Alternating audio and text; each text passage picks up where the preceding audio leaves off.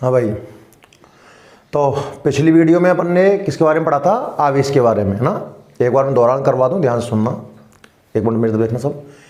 कि सबसे पहले हमने आवेश की परिभाषा पढ़ी थी कि आवेश ऐसा गुण है जिसके कारण वस्तुएं विद्युत और चुंबकीय प्रभावों को दर्शाती हैं ना।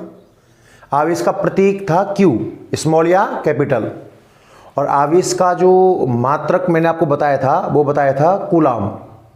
कूलाम कहो या एम्पियर इनटू सेकंड कहो, याद है ना सब कुछ। सबसे पहले तो लास्ट का लेक्चर देखना एक बार आप पहले। सबसे पहले तो अपन ने आवेश को एक डिफाइन किया था। मैंने वैसे तो कहा था कि आवेश की कोई खास परिभाषा होती नहीं है, पर आवेश ही डिसाइड करेगा कि कब विद्युत क्षेत्र बनेगा और कब चुंबकीय क्षेत्र बनेगा। तो मैंने एक परिभाषा बनाई थी कि आवेश वस्तुओं का ऐसा मूल गुण है जिससे वस्तुएं विद्युत और चुंबकीय प्रभावों को दर्शाती हैं। इसका प्रतीक हो गया था स्मॉल क्यू या कैपिटल क्यू। इसका मात्रक हो गया था एमकेएस, मात्रक तो था कूलाम, या फिर मैंने एक एम्पियर इनटू सेकंड और बताया था आपको। और सीजीएस मात्रक था इसका स्टेट कूलाम या ईएसयू। संबंधी बताया था आपको मैंने, एक कूलाम में 3 × 10⁹ ईएसयू होगा। और एक मात्रक और था फैराडे, 96,500 कूलाम। अगर एन ए इलेक्ट्रॉन चेंज कर दूं, याद है आवागाद्रो संख्या, एक वस्तु है इससे इलेक्ट्रॉन निकालते जाएं और एन ए आवागाद्रो संख्या यानी कि 6.02 × 10⁻23 इतने इलेक्ट्रॉन निकाल लूंगा तो भाई आवेश तो इसकी गुणज में इलेक्ट्रॉन से गुणा हो जाएगा ना, तो वो आएगा 96,500। आज फिर दोबारा पढ़ाऊंगा अलग तरीके से। फिर मैंने बताया था कि अदिश राशि है, हमने इसकी विमा देखी थी, कितनी आई थी? A1 T1, है ना। और मैंने प्रकार देखे थे, इसके 2 प्रकार थे, बेंजामिन फ्रैंकलिन ने बताया था, धनावेश और ऋणावेश। उम्मीद है यहां तक कहानी एकदम बिल्कुल क्लियर रही होगी आपकी, ठीक है ना। अब आगे फोकस करते हैं, सुनना। देखिए भाई, आज की जो अपनी हेडिंग रहेगी, हेडिंग होगी आवेश के गुणधर्म। क्या हेडिंग रहेगी? आवेश के गुणधर्म, प्रॉपर्टीज ऑफ चार्ज। आवेश कौन कौन से गुण रखता है वो अपने को सब डीपली पढ़ना है। सबसे पहला गुण जो नियम भी होगा, अब आप समझना ध्यान से। आपने एक तो कांच की छड़ ली, घर्षण याद है? घर्षण है। एक तो आपने क्या ली? कांच की छड़। और दूसरा आपने एक रेशमी कपड़ा लिया, रेशमी कपड़ा लिया। स्टार्टिंग में कांच की छड़ पर भी आवेश कितना था? 0। और रेशमी कपड़े पर भी आवेश कितना था? 0। अभी तक आपने कांच की छड़ को रेशम पर रगड़ा नहीं है, तो कांच की छड़ पर कितना आवेश है? 0। रेशम पर कितना आवेश है? 0। कुल आवेश कितना हुआ? 0। और दोनों का टोटल कर लो, कुल आवेश कितना आएगा? 0। ठीक है। अब हम कांच को कहां रगड़ते हैं? रेशम पर। तो याद करो कांच प्लस का होता है, क्योंकि कुछ इलेक्ट्रॉन कांच से कहां चले जाते हैं? रेशम पर चले जाते हैं। अरे मैंने आपको पढ़ाया था ना घर्षण, कांच को रेशम पर रगड़ते हैं तो कांच पॉजिटिव आता है, क्योंकि कांच से इलेक्ट्रॉन कहां चले जाते हैं? रेशम पर। मान लो 2 इलेक्ट्रॉन चले गए, कितने इलेक्ट्रॉन चले गए? 2। तो यहां से 2 इलेक्ट्रॉन गए हैं, तो क्या यहां का आवेश प्लस का 2 ही होगा? अरे 1 इलेक्ट्रॉन जाता है तो प्लस का ई आवेश आता है ना। 2 इलेक्ट्रॉन गए तो यहां आवेश कितना आया होगा? +2 ही। और चूंकि यहां पर 2 इलेक्ट्रॉन आए हैं तो क्या यहां आवेश -2 ही हो जाएगा? रगड़ने से पहले यहां भी आवेश 0 था, यहां भी आवेश 0 था। कुल आवेश कितना था रगड़ने से पहले? 0। मान लो आपने कांच को रेशम पर रगड़ा, 2 इलेक्ट्रॉन, अरे कितनी संख्या मान लो, संख्या से कोई फर्क पड़ने वाला नहीं है। मान लो 2 इलेक्ट्रॉन कांच से कहां चले गए? रेशम पर। तो क्या कांच पर जो आवेश आने वाला है वो प्लस का 2 ही आ गया? और रेशम पर जो आवेश आने वाला है वो माइनस का 2 ही। ये समझ में आया कि नहीं आया? अब बता कुल आवेश कितना है? कुल आवेश कितना है? अभी भी कितना है? 0। अभी भी कितना है? 0। ज्यादा इलेक्ट्रॉन चले जाएं तब भी शायद कुल आवेश तो हमेशा कितना रहने वाला है? 0। रगड़ने से पहले कुल आवेश कितना था? 0। रगड़ने के बाद कुल आवेश कितना है 0। तो क्या मैं ये कह दूं कि आवेश संरक्षित राशि है?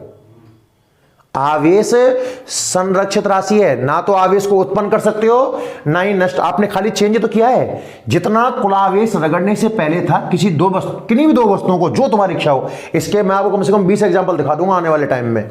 उतना ही आवेश क्या घटना के बाद है क्या?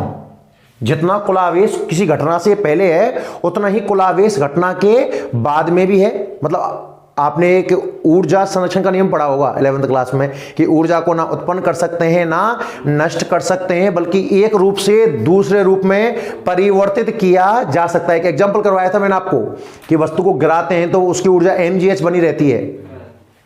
पहले पोटेंशियल थी, फिर वो काइनेटिक हो गया। ऐसा एग्जांपल कराया ना मैंने। चार्ज के बारे में भी सेम है। पहले कुल आवेश कितना था 0, बाद में कुल आवेश कितना है 0। हो सकता है कि 10 इलेक्ट्रॉन चले गए हो, 10 जाते तो यहां कितना आता +10 ही, यहां कितना आता -10 ही, रिजल्ट तो कितना आता 0 ही आता। अरे हाँ या ना? तो आवेश संरक्षण है या नहीं है? संरक्षण का मतलब क्या होता है? घटना से पहले जितनी चीज है घटना के बाद भी उतना ही होना चाहिए। तो घटना से पहले जितना आवेश है घटना के बाद में भी उतना ही आवेश है। पहला जो गुणधर्म बनता है आवेश का, देखो मैं लिखाने वाला तो आपको बहुत से गुणधर्म हूं, 8-9 गुणधर्म लिखेंगे अपन आवेश के बारे में, पर कभी कभार एग्जाम में क्वेश्चन सीधा पूछ लेता है कि आवेश के कोई 2 गुणधर्म लिखो।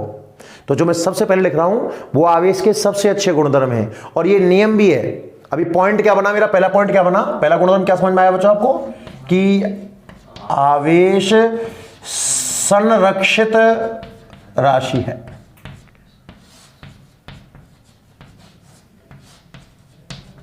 ध्यान सुनना, आवेश कैसी राशि है? संरक्षित। अभी तो मैं गुणधर्म लिखा रहा हूं।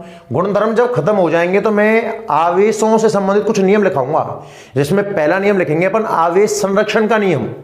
किसका नियम लिखेंगे?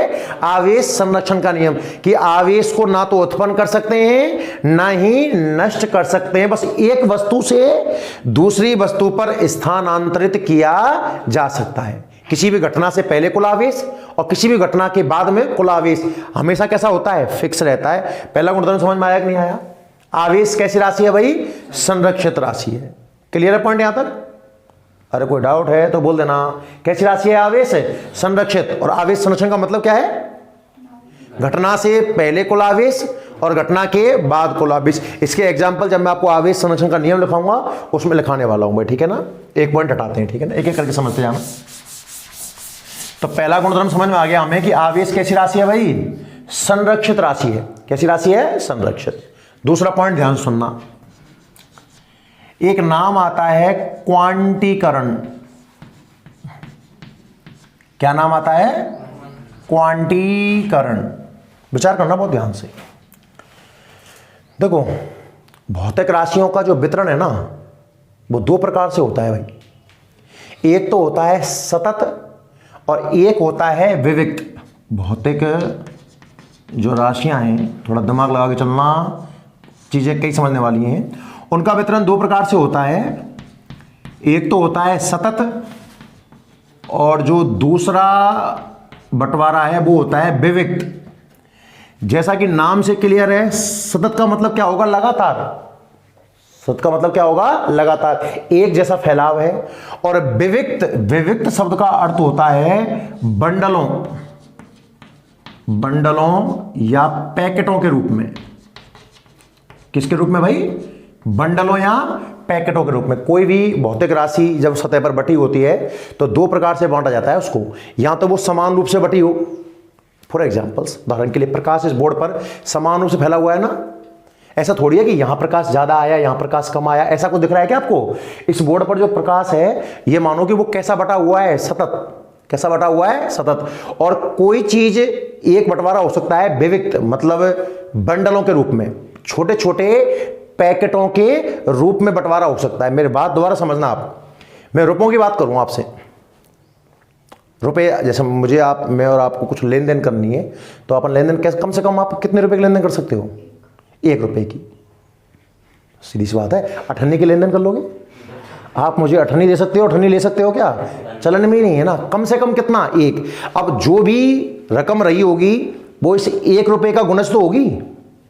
1 2 3 100 500 करोड़ दो जितना भी होगा वो रहेगा, तो 1 रुपए का होना चाहिए ना। आवेश की बात ध्यान सुनना, ये एक वस्तु है, इस वस्तु में से आपको इस वस्तु को आवेश देना है, कम से कम कितना आवेश दे सकते हो आप इसे? 1 कूलम। वेरी गुड, बहुत बढ़िया, बहुत बढ़िया भाई। इस वस्तु को आवेशित करना है, 2 तरीके हैं, धनावेशित या ऋणावेशित। धनावेशित करने के लिए इलेक्ट्रॉन लेने होंगे इससे, और ऋणावेशित करने के लिए इसको इलेक्ट्रॉन देने होंगे। कम से कम कितने इलेक्ट्रॉन ले सकते हो या दे सकते हो आप इसे? 1 इलेक्ट्रॉन। 1 इलेक्ट्रॉन, 1 इलेक्ट्रॉन से कम संभव है क्या? एक चीज और बता दूं मैं आपको, यहां पर सुनना ध्यान से, मैंने एक दिन कही थी, मेरी बात सुनना आप ध्यान से सुनो। कम से कम आवेश, मैंने आपको एक दिन एक बात कही थी कि पदार्थ में 3 तरह के कण होते हैं, इलेक्ट्रॉन, प्रोटॉन और न्यूट्रॉन, कही थी ना? अरे हाँ या ना? इलेक्ट्रॉन, प्रोटॉन, न्यूट्रॉन भी एक चीज से मिलकर बने हैं जिसका नाम होता है क्वार्क। हल्का सा सुन लेना, क्या बोलते हैं भाई इसको? क्वार्क। इलेक्ट्रॉन से भी कम आवेश संभव हो सकता है कंडीशन में। क्वार्क 2 प्रकार के होते हैं, एक तो होता है अप क्वार्क और एक होता है डाउन क्वार्क। कौन कौन से क्वार्क हैं? अप क्वार्क और डाउन क्वार्क। सुन लेना, बस सुनने का ही है। अप क्वार्क का आवेश होता है +2e/3 और डाउन क्वार्क होता है -e/3। अब आपको सब इलेक्ट्रॉन के भी हिस्से हो सकते हैं क्या? इसका मतलब तो लग रहा है ना आपको, ये इलेक्ट्रॉन का तीसरा भाग है। अरे हाँ या ना? क्वार्क से इलेक्ट्रॉन मिलकर बने होते हैं, पर क्वार्क अकेला पॉसिबल नहीं है। क्वार्क एक पारिवारिक कण है, मिलजुल कर रहते हैं। इलेक्ट्रॉन का जो निर्माण होता है, सुनना ध्यान से आप, इलेक्ट्रॉन का जो निर्माण होता है इसमें 3 डाउन क्वार्क एक साथ पाए जाते हैं। कौन पाए जाते हैं? 3 डाउन क्वार्क। एक क्वार्क, डाउन क्वार्क का आवेश कितना होता है? -e/3। तो 3 डाउन क्वार्क को अगर आप मिला दोगे तो क्या लघुत्तम 3 आएगा? -e/-3 ही आएगा। 3 से 3 कट जाएगा और कितना आ जाएगा? -e। याद करो, इलेक्ट्रॉन का आवेश -e ही तो होता है। अरे हाँ या ना? तो मैं कहूं कम से कम आवेश कितना संभव है? कम से कम कितना आवेश संभव है? E। क्या e/3 पॉसिबल है क्या? अरे e/3 पॉसिबल है क्या? नहीं है। e/3 के 3 कण एक साथ पाए जाएंगे, कभी भी अकेला e/3 पॉसिबल नहीं होगा। प्रोटॉन का निर्माण कैसे हुआ होगा? सुनिएगा, इसकी कहानी भी सुनिएगा।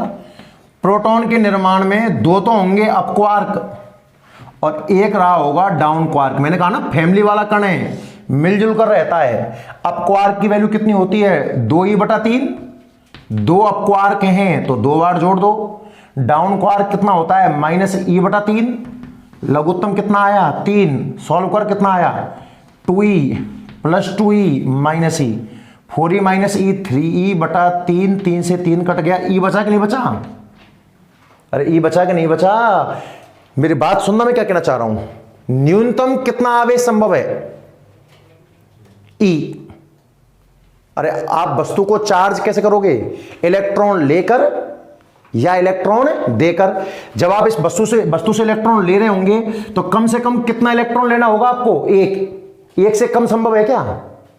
1 से कम संभव है क्या? नहीं है। कोई कहे तो ये वाली कहानी याद रखना भाई, होता है इलेक्ट्रॉन से कम आवेश होने को तो 2e/3 और e/3 के 2 आवेश होते हैं, पर ये कण अकेले स्वतंत्र अवस्था में नहीं पाए जाते, कुछ कण मिलकर पाए जाते हैं। बस मुझे खाली एक बार दिखाना था। अब यहां बोर्ड पर फोकस करना, आप तो काम की बात पाता हूं मैं। सुनिए, दोबारा सुनना ध्यान से। ये मेरे पास कोई वस्तु है, इसे आवेशित कैसे करूंगा? इलेक्ट्रॉन चेंज करके। मान लो मुझे प्लस का आवेश करना है इस वस्तु को, प्लस का, तो क्या मुझे वस्तु से इलेक्ट्रॉन लेने चाहिए? अरे हाँ या ना? इस वस्तु से आप कम से कम कितने इलेक्ट्रॉन बाहर निकाल सकते हो? कम से कम 1 इलेक्ट्रॉन। कितना इलेक्ट्रॉन? 1 इलेक्ट्रॉन। और जैसे आप इससे 1 इलेक्ट्रॉन बाहर निकालोगे तो क्या इस पर आवेश प्लस का E आ जाएगा? प्लस के E का मतलब होगा प्लस 1.6 गुना 10 की घात माइनस 19 कूलाम। ये बात समझ में आई कि नहीं आई? अरे हाँ या ना? उसके बाद एक इलेक्ट्रॉन के बाद में कितना निकाल सकते हो आप? 2 इलेक्ट्रॉन। अरे 1 इलेक्ट्रॉन निकाल सकते हो, एक के बाद कितना निकाल सकते हो? 2। तो 2 इलेक्ट्रॉन निकालोगे तो बता 2e आएगा कि नहीं आएगा? 3 इलेक्ट्रॉन निकालूंगा तो 3e आएगा कि नहीं आएगा? अरे हाँ या ना? n इलेक्ट्रॉन बाहर निकालूंगा तो कुल आवेश Ne आएगा कि नहीं आएगा? तो यानी कि जो आवेश है ना, आवेश का हर मान संभव है क्या? क्या हर आवेश संभव है? हर आवेश संभव है ना? हर आवेश संभव नहीं है। या तो 1.6 गुना 10 की घात माइनस 19 है, इसके बाद सीधा कितना है? 3.2 गुना 10 की घात माइनस 19 कूलाम। मैं ये कहना चाह रहा हूं फिलहाल, तो वो क्वांटीकरण में पढ़ा दूंगा आपको, कि जो आवेश की वैल्यू है ना, जो भी आवेश की वैल्यू है, क्या वो E का गुणज है? क्या हर वस्तु का आवेश E का पूर्ण गुणज होता है? कौन कौन से आवेश संभव हैं? Plus minus E, plus minus 2e, plus minus 3e। हाँ या ना? यानी कि जो आवेश का जो बंटवारा है वो छोटे छोटे पैकेटों के रूप में है। किसके रूप में है? छोटे छोटे पैकेटों के रूप में। मैं बात कर रहा था क्वांटीकरण की। किसकी बात कर रहा था? क्वांटीकरण की। तो क्वांटीकरण का सीधा सा अर्थ है, अगर कोई चीज टुकड़ों के रूप में है, किसके रूप में है? छोटे छोटे टुकड़ों के रूप में है, तो उसे क्वांटीकरण प्रकृति कहा जाता है। और सबसे छोटा पैकेट कहलाता है क्वांटा। क्या कहलाता है? क्वांटा। जैसे क्लास में मान लो, अपनी क्लास में 200 बच्चे हैं, अब उनमें जो बच्चा सबसे छोटा है ना, वो क्लास का क्वांटा हो गया। रुपयों की बात करूं मैं, रुपयों में कौन क्वांटा है? 1 रुपया। 1 रुपया। अब देखो 2 रुपए हैं तो वो 1 रुपए का पूर्ण गुणज है ना, 2 बार 1 रुपया लिया होगा। 3 रुपए में 1 आपने कितनी बार लिया होगा? 3 बार लिया होगा। तो बात यहां है, क्वांटा प्रकृति की बात करना चाह रहा हूं मैं। पहला पॉइंट आपको समझ में आया था कि आवेश कैसी राशि है? अरे कैसी राशि है? संरक्षित। और दूसरा पॉइंट है अपना, आवेश कैसी राशि है? क्वांटीकृत। अरे आवेश कैसी राशि है भाई? ये क्वांटीकृत शब्द समझ में आया क्या आपको? क्वांटीकरण का मतलब विविक्त वाली चीज से है। जब बंटवारा बंडलों और पैकेटों के रूप में होता है तो किसकी बात की जाती है? क्वांटा की। और क्वांटा का मतलब है सबसे छोटा पैकेट। क्या मतलब है क्वांटा का? सबसे छोटा पैकेट। दोनों के नियम पढ़ाऊंगा, संरक्षण का नियम भी पढ़ाऊंगा और क्वांटीकरण का नियम भी पढ़ाऊंगा। फिलहाल 2 गुणधर्म आपको याद हुए क्या? अरे 2 गुणधर्म याद हुए क्या? आवेश कैसी राशि है भाई? एक तो संरक्षित राशि है, आवेश संरक्षित राशि है, और दूसरी आवेश कैसी राशि है? क्वांटीकृत। संरक्षण के लिए दिमाग में क्या है कि जितना कोई घटना से पहले आवेश होगा, घटना के बाद भी उतना ही आवेश होगा। और क्वांटीकरण दिमाग में आएगा टुकड़ों के रूप में। किसके रूप में? टुकड़ों के रूप में। कि आवेश जो होगा वो इलेक्ट्रॉन का पूर्ण गुणज होगा। जो भी वस्तु का आवेश होगा, क्या उसमें इलेक्ट्रॉन पूर्णांक में मौजूद होंगे? क्वांटीकरण नियम में पुनः दोबारा पढ़ेंगे अच्छे से। तो पहला गुणधर्म हो गया आवेश कैसी राशि है? संरक्षित। और दूसरा गुणधर्म हो गया आवेश कैसी राशि है? क्वांटीकृत। एग्जाम में अगर क्वेश्चन आ जाए कि आवेश के कोई 2 गुणधर्म लिखो, तो ये गुणधर्म सबसे बढ़िया है। होने को तो गुणधर्म तो सभी बढ़िया है, मैं जितनी लिस्ट बनाऊंगा सबसे बढ़िया गुणधर्मों में कौन कौन से गुणधर्म है? आवेश संरक्षित राशि है और आवेश क्वांटीकृत राशि है। तीसरा गुणधर्म सुनना ध्यान से आप, अच्छे सुनना, ये सबको आता है आगे वाला गुणधर्म, कि अगर मैं यहां प्लस का क्यू आवेश लूं और यहां प्लस का क्यू आवेश लूं, 2 आवेश हैं और दोनों कैसे हैं? प्लस और प्लस के, तो इनके बीच में कैसा बल लगता है? प्रतिकर्षण। कैसा बल लगता है भाई? प्रतिकर्षण। बहुत बढ़िया, प्रतिकर्षण। लेकिन मैं यहां माइनस लूं और यहां माइनस लूं तो हाँ, प्रतिकर्षण। बहुत से बच्चे क्या बोलते हैं, मैंने बोला देखो प्लस प्लस का है प्रतिकर्षण, लेकिन माइनस माइनस ले, अच्छा लेकिन लग गया मतलब आकर्षण बोलना है। ऐसा नहीं है भाई ना, ये प्लस का है ये प्लस का है तो बल कैसा है? प्रतिकर्षण। ये माइनस का है ये माइनस का है तब भी बल कैसी प्रकृति का होगा? प्रतिकर्षण।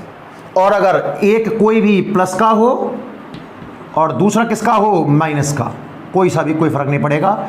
इन दोनों अवस्थाओं में कैसा बल लगने वाला है? आकर्षण। आप सब जानते होंगे इस बात को।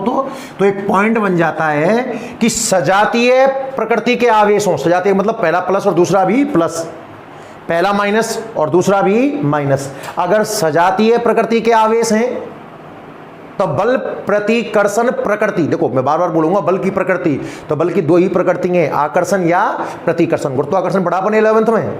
गुरुत्वाकर्षण केवल कौन सी प्रकृति का होता है? आकर्षण। वहां प्रतिकर्षण नाम की कोई चीज नहीं थी। पर इन आवेशों के बीच में अगर सजातीय आवेश हैं तो बल कैसा होगा? प्रतिकर्षण।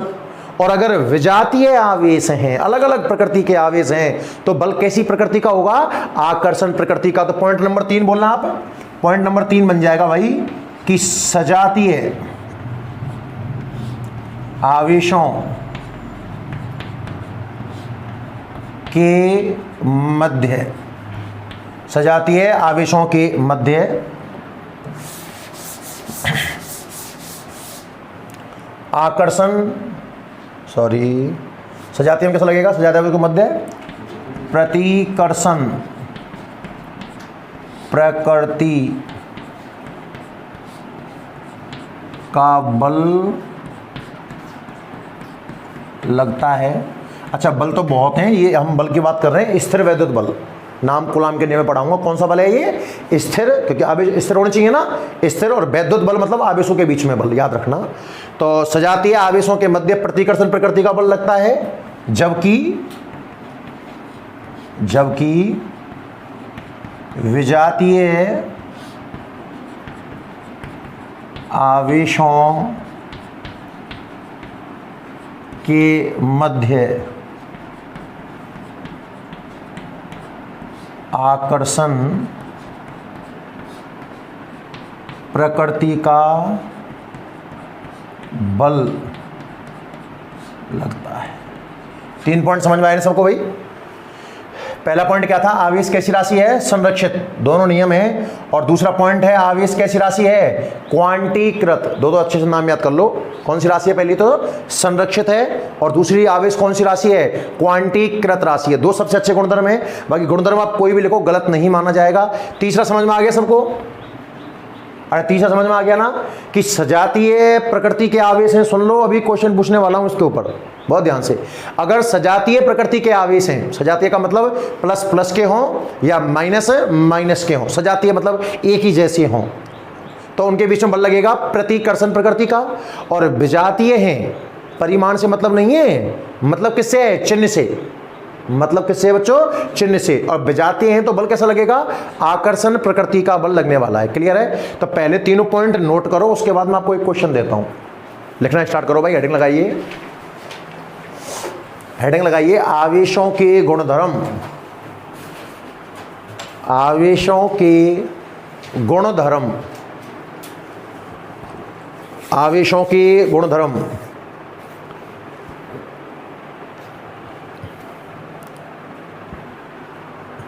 तो लिखिए नंबर 1, फर्स्ट लिखें आप सबसे पहला।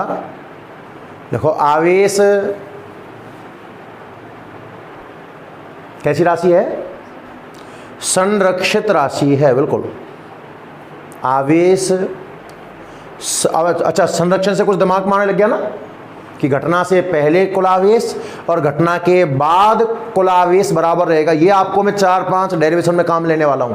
कैसी भी घटना हो, जब भी बात कर दूं आवेश की, तो दिमाग में, जैसे मैंने आपको याद करो टक्कर पढ़ाई थी, तो टक्कर में मैं ऊर्जा संरक्षण काम में लिया करता था, संवेग संरक्षण काम में लिया करता था कि टक्कर से पहले कुल ऊर्जा बराबर टक्कर के बाद कुल ऊर्जा। ऐसी ही कहानी में किस में लगाऊंगा? आवेश में। घटना से पहले कुल आवेश बराबर घटना के बाद कुल आवेश। तो पहला पॉइंट तो हो गया, आवेश कैसी राशि है? शब्द एक है पर समझने वाली बात है बहुत सारी है। आवेश संरक्षित राशि है। सेकंड पॉइंट लिखिए आप, दूसरा पॉइंट लिखिए आप, आवेश क्वांटीकृत राशि है। आवेश क्वांटीकृत मतलब टुकड़ों के रूप में, याद रखना, टुकड़ों के रूप में। आवेश क्वांटीकृत राशि है, संरक्षित राशि है, क्वांटीकृत राशि है। तीसरा पॉइंट लिखें, सजातीय, सजातीय आवेशों के मध्य सजातीय आवेशों के मध्य प्रतिकर्षण प्रकृति का बल लगता है। सजातीय आवेश हैं अगर, तो उनके मध्य प्रतिकर्षण प्रकृति का बल लगता है, जबकि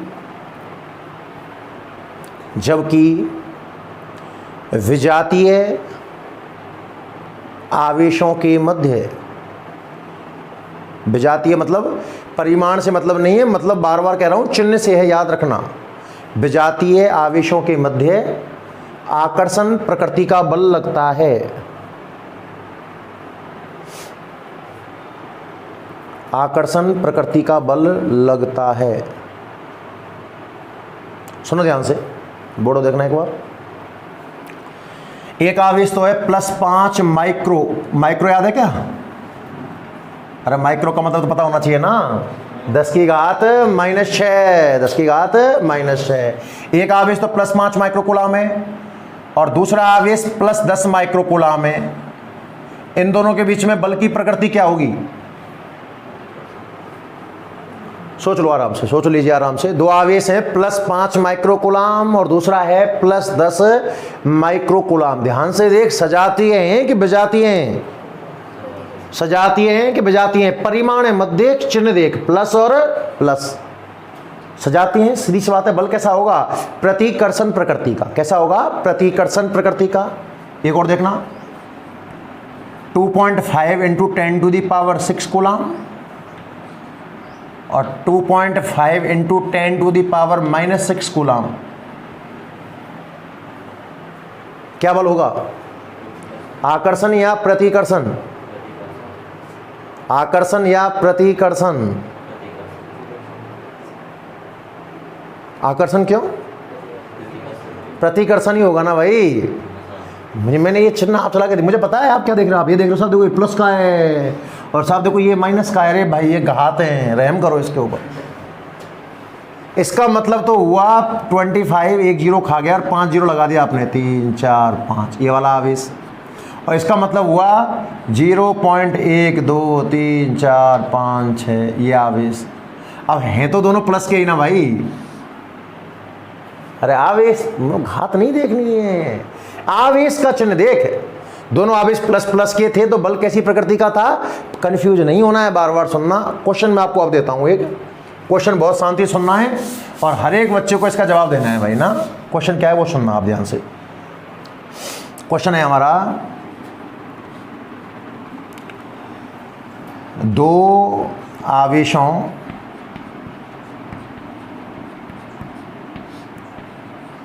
Q1 तथा Q2, दो आवेश है मेरे पास में।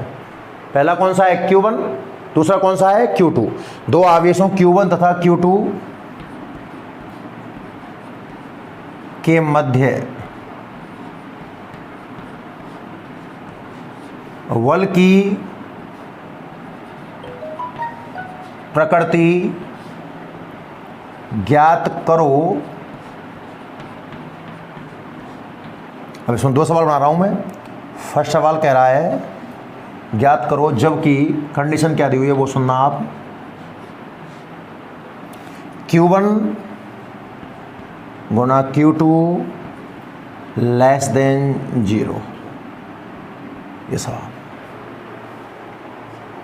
सवाल लिखें पहले तो आप आराम से, शांति। सवाल लिखो, सवाल लिखो, क्वेश्चन लिखिए यहीं पर। दो आवेश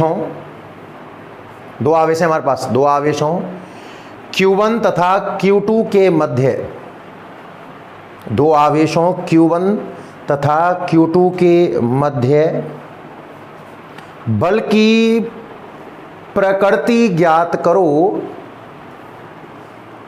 दो आवेशों Q1 तथा Q2 के मध्य बल की प्रकृति ज्ञात करो, जबकि, अच्छा बल की प्रकृति का मतलब आकर्षण या प्रतिकर्षण, दो में से कोई एक आंसर होगा। जबकि फर्स्ट सवाल लिखो, दो लिखाऊंगा इसमें, Q1 .Q2 < 0।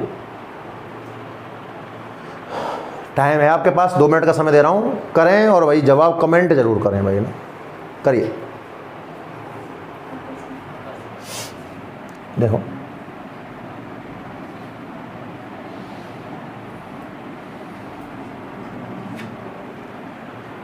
कर लिया। 2 आवेश हैं Q1 Q2 लेस देन 0 है, गुणनफल है ना, और आपको इनके बीच लगने वाले बल के खुद सोचें, दिमाग चलाएं भाई ना। हाँ चलो, कुछ बच्चों का आ गया, बहुत बढ़िया बात है, करो देख, करिए करिए करिए करिए। रीजन सहित बताना है, रीजन सहित बताना है, केवल आकर्षण प्रतिकर्षण से काम नहीं चलेगा भाई। कर पाए? आकर्षण या प्रतिकर्षण? आकर्षण, आकर्षण सही आंसर है। कैसे, मैं ही समझाता हूँ, सुनना ध्यान से आप। देखो सवाल क्या कह रहा है कि 2 संख्याएं हैं तेरे पास, एक Q1 है और दूसरा कौन है, Q2, और उनका गुणनफल 0 से कम है, ऐसे कह रहा है कि Q1 और Q2 का गुणा क्या 0 से कम है क्या? और 2 संख्याओं का गुणनफल 0 से कम कब संभव है? जब एक प्लस की हो और एक माइनस की हो। देखो 2 प्लस की संख्या सोच, 2 और 3 सोच ले, 2 और 3, तो दोनों प्लस की है तो गुणा 6 0 से बड़ा आ रहा है। -2 और -3 सोच, तब भी गुणा 6 0 से बड़ा आ रहा है। +2 और -3 या -3 और मतलब उल्टा सीधा, एक प्लस का और एक माइनस का अगर हुआ तभी गुणनफल 0 से कम का मतलब नेगेटिव, 0 से कम का मतलब नेगेटिव। दिमाग लगा? क्या ये ऐसे कहना चाह रहा है कि Q1 और Q2 का गुणा 0 से छोटा है, और 0 से छोटा है मतलब माइनस है, और 2 संख्याओं का गुणनफल माइनस कब आता है? जब वो दोनों अलग अलग चिन्ह की हो। हाँ या ना? मतलब यहां पर Q1 और Q2 सजातीय हैं कि विजातीय हैं? विजातीय है। और जब आवेश विजातीय होंगे तो बल कैसी प्रकृति का होगा भाई? आकर्षण प्रकृति का होगा। समझ में आया कि नहीं आया?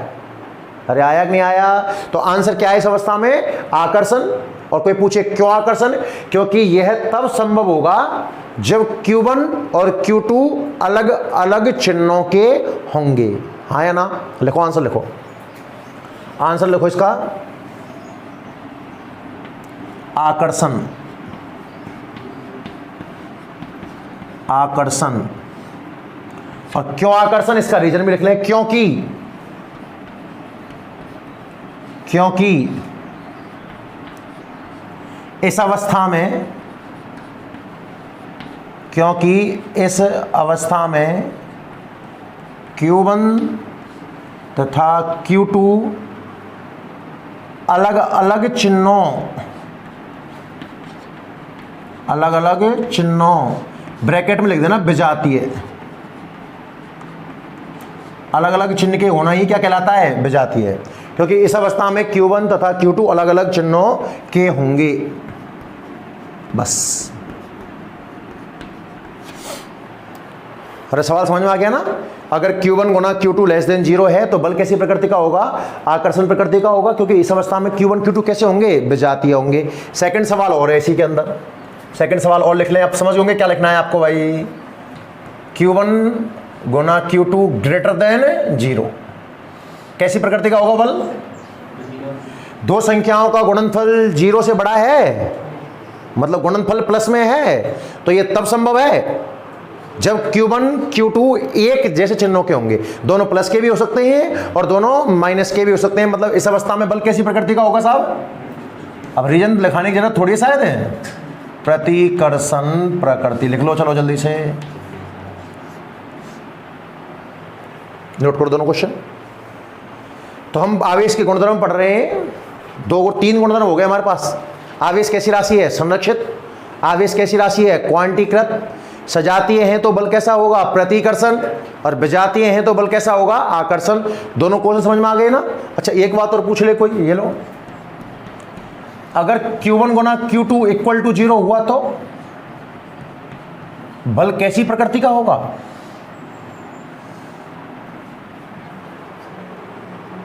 लगा दिमाग लगा? बल ही नहीं होगा भाई। 2 संख्याओं का गुणनफल 0 कब संभव है? जब उनमें से एक कम से कम 0 हो। हाँ या ना? और जब कोई आवेश 0 है तो ना आकर्षण, तो ये तो कोई सवाल ही नहीं है, कोई ना आकर्षण होगा ना प्रतिकर्षण होगा। उम्मीद है तीनों गुणधर्म आपको ढंग से समझ में आ गए होंगे। आवेश कैसी राशि है? संरक्षित। आवेश कैसी राशि है? क्वांटीकृत। सजातीय में बल कैसा होगा? प्रतिकर्षण। और विजातीय में बल कैसा होगा भाई? आकर्षण। क्लियर है यहां तक? बढ़े आगे, नोट करो जल्दी से।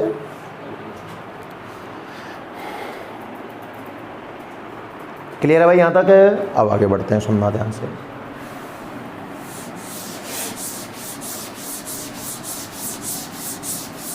कितने गुणधर्म हो गए? 3 हो गए ना। आगे देखते हैं नेक्स्ट।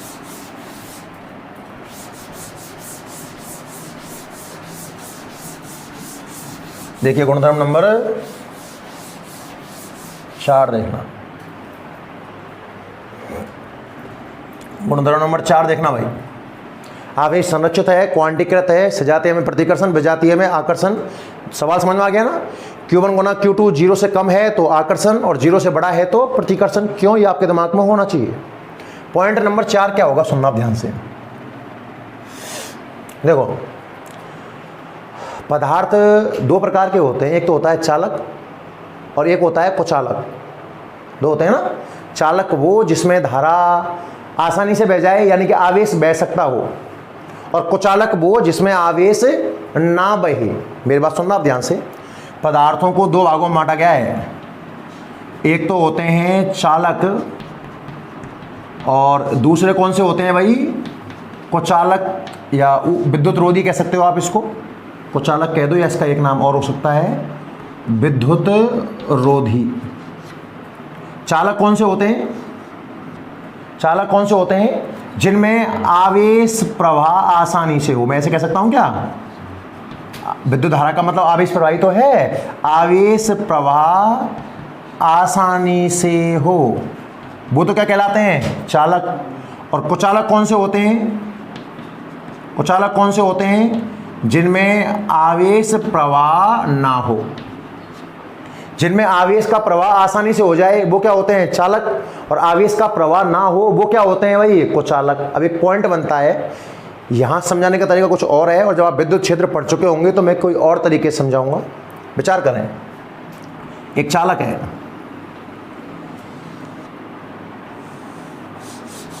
ठोस चालक लिया है मैंने ना। आपने इसको आवेश दिया, ठोस चालक लिया है, आपने इसको क्या दिया भाई? आवेश। तो बहुत सारे प्लस प्लस प्लस, क्योंकि आवेश तो क्वांटीकृत है ना। अरे टुकड़ों के रूप में होगा ना, तो बहुत सारा आवेश आपने यहां दे दिया। अब सुनना, विचार करना थोड़ा ध्यान से। ये चालक है और एक कुचालक और लेके चलता हूं ताकि कंपेयर कर पाओ आप दोनों में।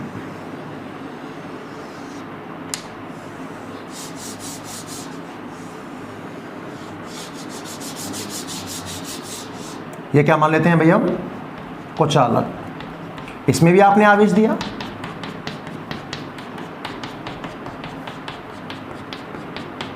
बहुत काम का पॉइंट है और बहुत काम देगा आपको ना, पूरा ध्यान लगा देना। जो मानो इस सब प्लस को आप अलग अलग मान लो दिमाग में, क्योंकि आवेश तो टुकड़ों के रूप में होता है ना। तो ये प्लस इस प्लस पे कौन सा बल लगा रहा होगा? प्रतिकर्षण। मैंने इसको छोटे छोटे छोटे छोटे बहुत सारे टुकड़े मान लिए, बहुत सारे टुकड़े मान लो, तो क्या हर प्लस अन्य दूसरे प्लस पर प्रतिकर्षण बल लगा रहा होगा? अरे ये सब आपस में धक्का दे रहे होंगे क्या? अरे हाँ या ना? धक्का देंगे तो ये आवेश पास आना चाहेंगे कि दूर जाना चाहेंगे? दूर जाना चाहेंगे, जाहिर सी बात है। अभी मैं इस कमरे में 20-25 बच्चे बैठा दूं और सब लात घूंसे मारे आपस में, तो सब दूर, अधिकतम दूरी पर जाना चाहेंगे ना। तो होगा क्या कि ये आवेश थोड़ी देर बाद सीन क्या हो जाएगा, सुनो ध्यान से। चालक है ये,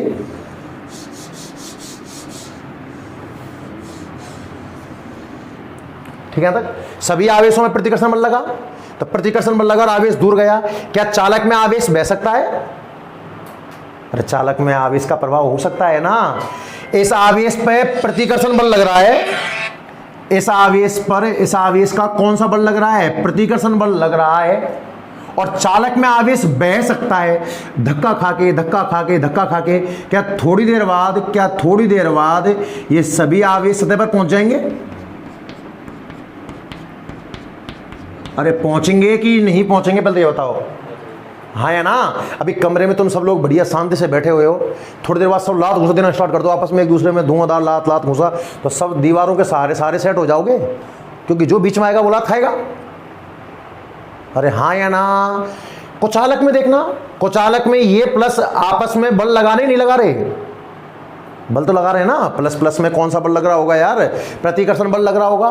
पर क्या कुचालक में आवेश का प्रवाह हो सकता है क्या? नहीं। बल महसूस कर रहा है पर मजबूरी है इसकी कि ये इसमें प्रवाहित नहीं हो सकता। तो बता सतह पर जाएगा कि अंदर ही रहेगा? अंदर ही रहेगा। पॉइंट क्या बना वो सुनो, और मोस्ट इंपॉर्टेंट पॉइंट है इसका, वो कई एग्जांपल दिखाऊंगा मैं कि जो चालक होते हैं, जो चालक होते हैं, सुनना, चालक में आवेश का वितरण कहां होता है? सतह पर। मोस्ट इंपॉर्टेंट मेरी उंगली है ये, जो हिस्सा आपको दिख रहा है ना, आवेश अगर मैं दूं तो केवल जो बाहरी हिस्सा आपको दिख रहा है इसी पर आवेश फैलेगा, इसके अंदर आवेश का प्रवाह नहीं होगा, अंदर आवेश नहीं जाएगा। मोस्ट इंपॉर्टेंट बात, चालकों में आवेश कहां फैलता है? सतह पर। कहां फैलता है? सतह पर। और कुचालकों में आवेश कहां जाता है? अंदर। कहां जाता है? अंदर। एग्जांपल सुन ध्यान से। तुमने देखा है कि अपन जो घर में फिटिंग का वायर काम में लेते हैं, घर वाले बाहर को छोड़, जो बाहर बिजली के खंभे लगे हुए हैं, इन पर जो डोरी लगी होती है, आपने देखा होगा इस डोरी को 4-5 तारों को लपेट के बनाया जाता है। हाँ या ना। मैं 2 तार ले रहा हूं बच्चों के सामने, सुनना, बराबर मोटे हैं। पहला तार ए और दूसरा तार का नाम क्या है साहब? बी। हाँ या ना। पहला तार तो पतले पतले तारों से बना हुआ है। घरों में जब आप फिटिंग करते हो तो आपने देखा होगा कि डोरी को जब छीलते हो तो उसमें 8-7 तार निकलते हैं पतले पतले से। नहीं देखा कभी आपने? डोरी को छील के देखना, उसमें 8-7 पतले पतले तार निकलेंगे, और एक ऐसा होता कि मैंने इतना मोटा एक ही तार लिया होता। हाँ या ना। अब सुन ध्यान से, अगर इसको आवेश दूं तो देखो मैं यहां पेन चला रहा हूं कि आवेश केवल कहां फैलेगा? आवेश कहां फैलता है? सतह पर इसको अगर आवेश दूं ना, दिमाग लगाना, क्या इस तार के चारों ओर फैलेगा? अरे हर तार के चारों, इतने तार मत मान, कम मान इसमें ये ले, ताकि तेरे को साफ साफ समझ में आ जाए। इन गुच्छेदार तारों से मिलकर बना एक तरीके से ना। तो बता, इस तार के चारों ओर फैलेगा नहीं फैलेगा? इस तार के चारों ओर, इसके चारों ओर, इसके चारों ओर, इसके चारों ओर, इसके चारों ओर, और पूरे के चारों ओर तो अभी फैलेगा शायद एक तरीके से। हाँ या ना। कौन सा तार अधिक आवेश ग्रहण करेगा, ए या बी? ए। इसीलिए आप देखो हमेशा हम कौन सा तार लेना पसंद करते हैं? गुच्छेदार। कौन सा तार लेना पसंद करते हैं? घरों में जब फिटिंग करते हैं तो जो वायर होता है वो कैसा होता है? गुच्छेदार। ये क्वेश्चन पूछ सकता है कोई आपसे कि जो हम घरों में तार वगैरह काम में लेते हैं, ये कौन से काम में लेते हैं? गुच्छेदार तार काम में लिए जाते हैं। क्यों? क्योंकि गुच्छेदार तार साधारण तार की अपेक्षा अधिक आवेश ग्रहण कर सकता है। क्यों कर सकता है? ये रीजन समझ में आया क्या आपको? और आया कि नहीं आया? पॉइंट नंबर 4 क्या लिखना चाहिए बताना आप मेरे को? पॉइंट नंबर 4 क्या बन जाएगा कि जो चालक हैं, चालक, इनमें तो आवेश का वितरण कहां होता है? सतह पर। फिक्स कर ले, कैसा भी चालक हो, किसी भी आकृति का चालक हो, वो चालक हो, बस वो क्या हो? चालक। तो आवेश कहां फैलेगा? सतह पर। कहां फैलेगा? अंदर। तो आवेश चालक के अंदर कभी भी नहीं जाएगा। और कुचालक में आवेश कहां जाएगा? अंदर। आयतन बोल सकता हूं इसको, क्या बोल सकता हूं मैं? आयतन। पॉइंट नंबर 4 बनता है कि चालकों में आवेश वितरण, चालकों में आवेश वितरण केवल कहां होता है भाई? अरे बोलिए, केवल सतह पर होता है। जब भी चालक को आवेश देंगे तो ياد रखना आवेश कहां फैल जाएगा? चालक की सतह पर। चालक की सतह पर होता है। जबकि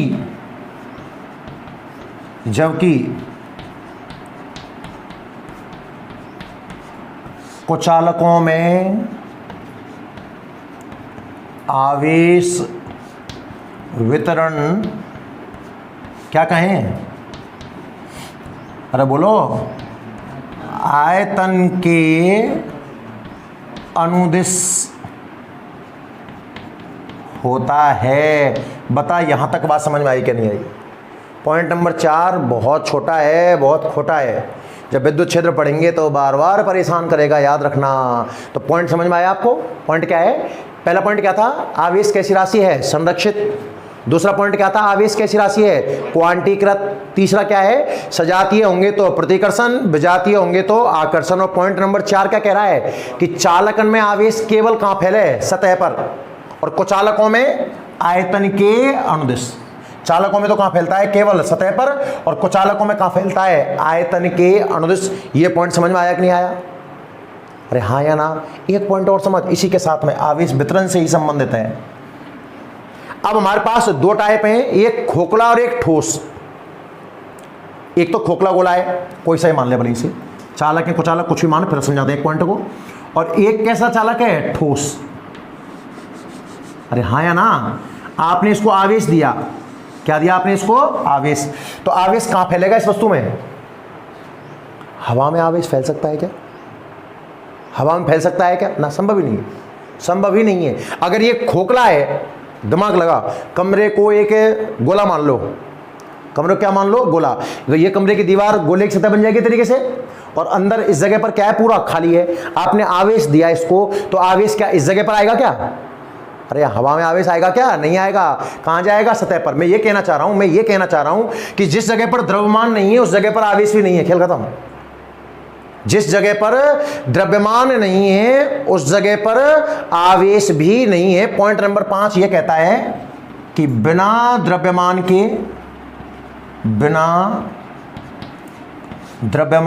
के आवेश का वितरण संभव नहीं है। बिना द्रव्यमान के आवेश का वितरण संभव नहीं है। क्या ये पॉइंट ये कहना चाह रहा है कि जिस जगह द्रव्यमान होगा उसी जगह पर कौन जाएगा? आवेश। एक बार आप दोनों पॉइंट लिखें, मैं इन दोनों का एग्जांपल कराता हूं आपको, ज्यादा बेटर समझ में आएगा। पॉइंट नंबर 4 और 5 नोट करें जल्दी से। पॉइंट नंबर 4 और 5 नोट करें आप जल्दी से एक बार।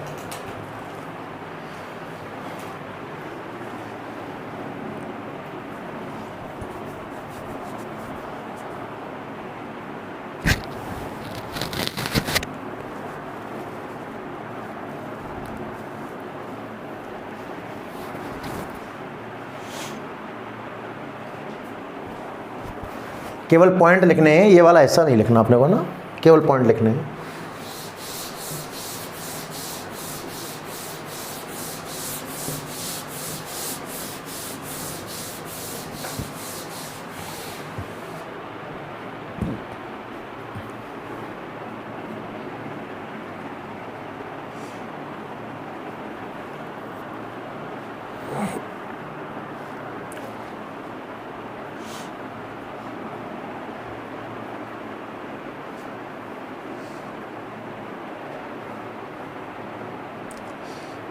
गुणधर्मों में 5 पॉइंट हो गए भाई अपने, 5 गुणधर्म हो गए ना। संरक्षित है, क्वांटीकृत है, सजातीय में प्रतिकर्षण, विजातीय में आकर्षण। चालकों में आवेश केवल कहाँ फैलेगा? सतह पर। कुचालकों में आयतन तक जाएगा। और जहाँ द्रव्यमान नहीं होगा उस जगह पर आवेश भी नहीं होगा। बिना द्रव्यमान के आवेश का वितरण संभव नहीं है। बिना द्रव्यमान के आवेश का वितरण संभव नहीं है। कुछ पुरानी बात बताता हूँ, 11th क्लास में आपको कुछ याद हो तो बताना फिर, है ना। देखना ध्यान से, इन दोनों पॉइंटों का मिला हुआ चला रू। दोनों पॉइंट तो याद हो गए ना। चालक में आवेश कहाँ जाएगा? सतह पर। और जिस जगह पर द्रव्यमान नहीं होगा उस जगह पर आवेश भी नहीं जाएगा। एग्जाम्पल सुनना है इसके ध्यान से आप।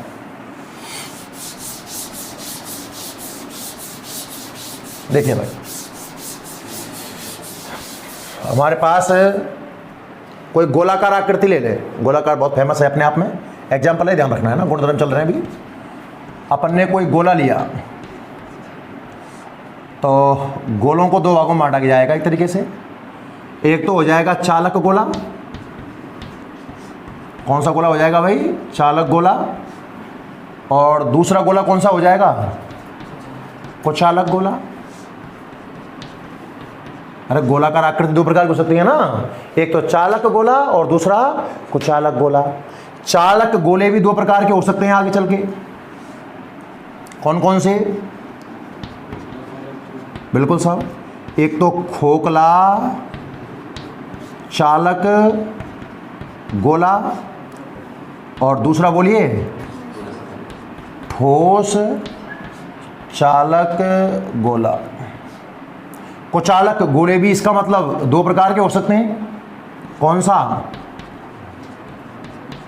खोखला कुचालक गोला, और दूसरा बोलिए ठोस कुचालक गोला। अब थोड़ा दिमाग लगा देना भाई पूरा अपना। खोखला चालक गोला ये बना दिया मैंने, आकृति बना रहा हूं मैं आपके लिए। ठोस चालक गोला बनाने के लिए गोला बनाया और उसके अंदर मैंने कुछ इस तरीके की आकृति बना दी। ठीक है, खोखला कुचालक गोला मैंने कुछ इस तरीके का बना दिया और वापस से ठोस कुचालक गोला मैंने कुछ इस तरीके का बना दिया। इसके अलावा कोई और गोला बन सकता है क्या आपके दिमाग में है क्या? अरे दो प्रकार के हो सकते हैं गोले, चालक गोला और कुचालक गोला। चालक दो प्रकार का, खोखला ठोस, और ये भी खोखला और ठोस। दिमाग लगा, मैं इसको आवेश दूंगा तो आवेश कहां फैलेगा? अंदर जाएगा क्या? आवेश अंदर जाएगा? कतई नहीं जाएगा। पहली बात तो साहब इसका नाम चालक है और चालक में तो अंदर जाता ही नहीं है। कहां जाता है? सतह पर। और दूसरी बात, इसमें तो द्रव्यमान भी नहीं है अंदर, हाँ या ना? यानी कि इस पर आवेश कहां फैलेगा बता? सतह पर।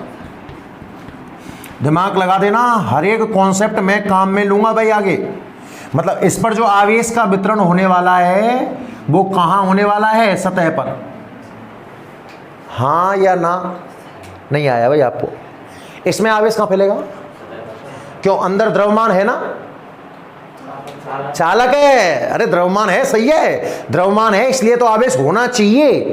पर फितरत कैसी है इसकी? चालक। और चालक में तो आवेश केवल कहां जाता है? सतह पर। मतलब इसमें भी आवेश का वितरण कहां हो जाएगा भाई? सतह पर। अरे होगा कि नहीं होगा? इसमें बताओ आवेश कहां फैलेगा? अंदर जाएगा नहीं जाएगा? आयतन में फैलेगा कि नहीं फैलेगा? फैलेगा, क्योंकि मैंने कहा है ना कि कुचालक में तो कहां फैलता है? आयतन में, पर नहीं फैलेगा, द्रव्यमान नहीं है ना। नहीं आया? दोनों पॉइंट मिला भाई, दोनों पॉइंट मिला। पहला, इसलिए मैं दोनों पॉइंट एक साथ लिखाए हैं कि चालक में तो केवल कहां फैलता है? सतह पर। कुचालक में कहां जाता है? अंदर। तो इसने बोला कुचालक है, चलो अंदर चल, पर अंदर जाए कहां? अंदर क्या नहीं है? द्रव्यमान। और जिस जगह द्रव्यमान नहीं है उस जगह आवेश का वितरण संभव नहीं है। मतलब इसमें भी आवेश कहां फैलेगा भाई साहब? सतह पर। नहीं आया समझ में? और इसमें कहां फैलेगा? सतह पे कि अंदर? सतह पे या अंदर? अंदर। क्यों? कुचालक है, पहली बात तो कुचालक है, और अंदर द्रव्यमान है का ना है? दोनों पॉइंट मिल गए ना, 4 और 5। इसका मतलब इसमें आवेश को आप कुछ इस तरीके से फैलाइए। तरीका भी देख लेना चित्र बनाने का, बनाऊंगा मैं। ये इसमें आयतन के अनुदिश, आयतन के, बता आवेश वितरण समझ में आया कि नहीं आया? पॉइंट नंबर दोनों से। और नहीं आया? 1, 2, 3 आकृतियों का व्यवहार एक जैसा है। इसका नाम है गोलीय कोष। सुनाया था मैंने आपको एक बार। क्या नाम है इनका? ये जो तीनों गोले हैं, ये जो तीनों गोले हैं जिनमें अंदर आवेश नहीं जाता है, क्या इन तीनों गोलों की फितरत एक जैसी है? अरे मैं आवेश की दृष्टि से बात करूं तो क्या तीनों गोलों की फितरत एक जैसी है का ना है? इसमें भी अंदर आवेश 0 है, इसमें भी अंदर आवेश 0 है, इसमें भी अंदर आवेश 0 है, पर इसमें अंदर आवेश 0 नहीं है। तो इन तीनों गोलों को मिलाकर एक नाम बना दिया गया। क्या नाम बना दिया गया साहब? गोलीय कोष, है ना? और वो अचालक गोला हो गया। तो आवेश की दृष्टि से गोलों को 2 भागों में बांटा गया है, इसलिए कह रहा हूं एक नाम आएगा बार बार, गोलीय कोष। क्या नाम आएगा? गोलीय कोष। तो गोलीय कोष का मतलब क्या हुआ? ये 3, ये वाला और ये वाला। गोलीय कोष का मतलब वो गोला जिसके अंदर आवेश कितना हो? 0। उसमें कौन कौन आ गए? दोनों तो चालक आ गए। और खोखला कौन आ गया? कुचालक। कुछ दिमाग में बैठ रहा है कि नहीं बैठ रहा है? अरे आ रहा है नहीं आ रहा है? एक बार ये एज इट इज बना दीजिए आप, बड़े काम की चीज़ है।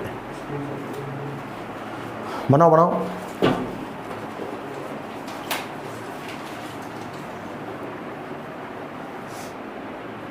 पॉइंट नंबर 4 था चालक में अंदर आवेश नहीं जाता है, दोनों चालक में नहीं गया, देखो ध्यान से। और पॉइंट नंबर 5 था कि जहां द्रव्यमान नहीं है वहां आवेश नहीं है, यहां द्रव्यमान नहीं है आवेश भी नहीं है, केवल इसमें अंदर आवेश जाएगा। बनाओ, शानदार तरीके से बनाओ, खुद बिना देखे, है ना, थोड़ा स्पीड में। आवेश के गुणधर्म वैसे सीधे ना पूछे जाएं, पर इनका बहुत अच्छा यूज है भाई आगे। ये बेसिक कॉन्सेप्ट है, आप ये समझिए आप तो।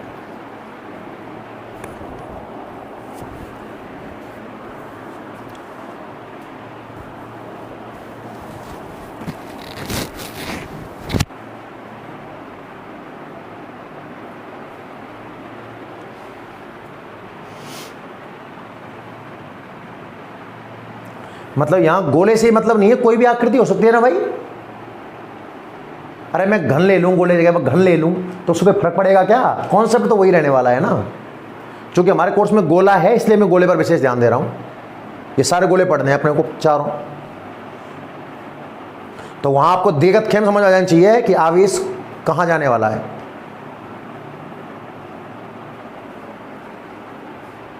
ठोस को थोड़ा ऐसे डार्क कर लेना ताकि आपको क्लियरली दिख जाए भाई ठोस है वाला होगा।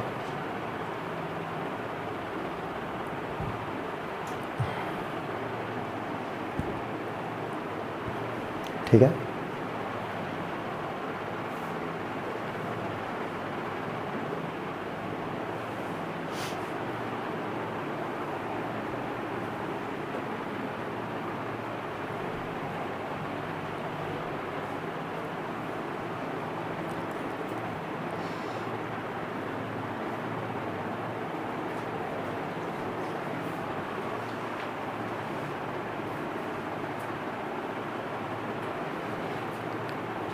बस बस बहुत है इतनी पेंटिंग।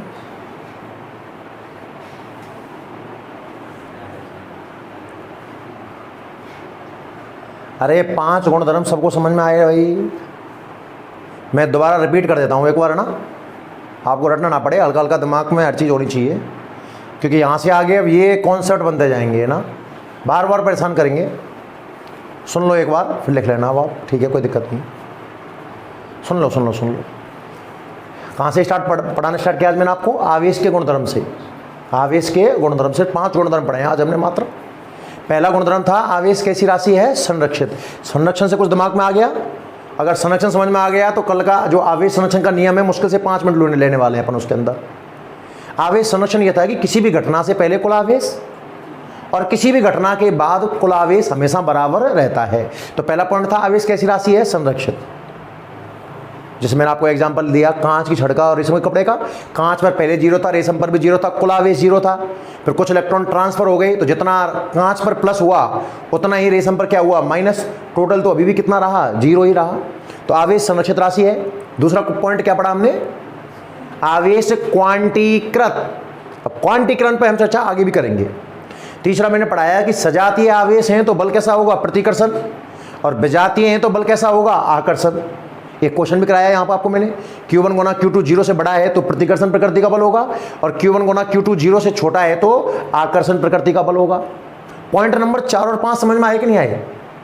चालकन में आवेश का वितरण कहाँ होता है? चालक में आवेश रट ले सतह पर, विद्युत क्षेत्र पढ़ा दूंगा तब एक तरीका और बताऊंगा कि चालक में आवेश सतह पर ही क्यों हुआ।